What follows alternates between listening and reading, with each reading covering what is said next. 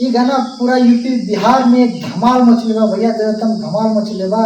सब लोग देख कर हैरान बा। देसी देसी बोला बहुत पाई दी बास भादा महत लोई किया यूपी के। भैया बड़ा खुशी की बात बा कि ये वीडियो में काम हमू के लिए ही।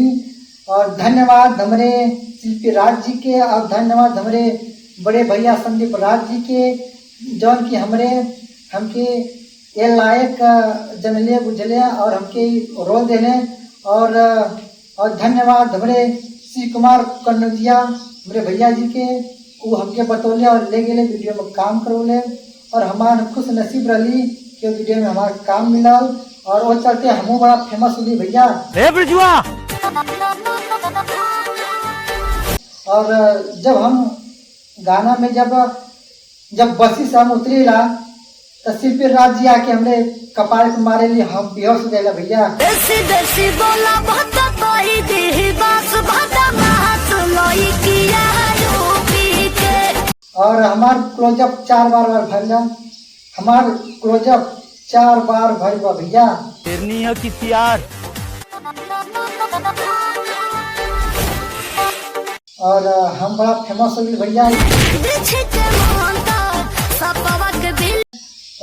गांव के देख के बड़ा सब खुश होता कि अरे भैया तू तो शिल्पी राज के लगे पहुंचला। हम कहली हाँ एकदम सही हम बन गई। हाँ तो भैया आप लोगों को खुशी बात पा कि वो गाना देखा, वीडियो को लाइक करा, सब्सक्राइब करा। और ये गाना एकदम धांसू निकल गया भैया।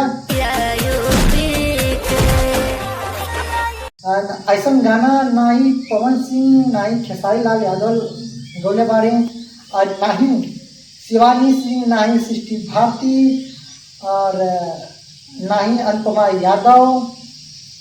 ये सब अभी लोग ना मतलब गए बाबू। अगला गाना हम चाहते कि अगला गाना हम लिख के दें, और लिखले हैं भैया, लिख के पूरा रेडी गाना आओ दबंग सॉन्ग का शिल्पी राज जी के गाना हम देवा चाहते हैं। और अगर शिल्पी राज जी अगर आप वीडियो देख रहे बानी तो वीडियो को लाइक करिए और चैनल सब्सक्राइब करिए, और वीडियो में और कमेंट में अपन राय जरूर बताएं कि कैसे हम आपसे मिलब, कैसे हम आपके गाना देबे। और गाना पूरा गारंटी देते कि हम ये गाना तो पूरा सुपर डुपर हिट जाए। और 2 गाना लिख के तैयार हो गए बा शिल्पी राज जी। भौकाल ना चाहता लेकिन बढ़िया बा, लाइक करा।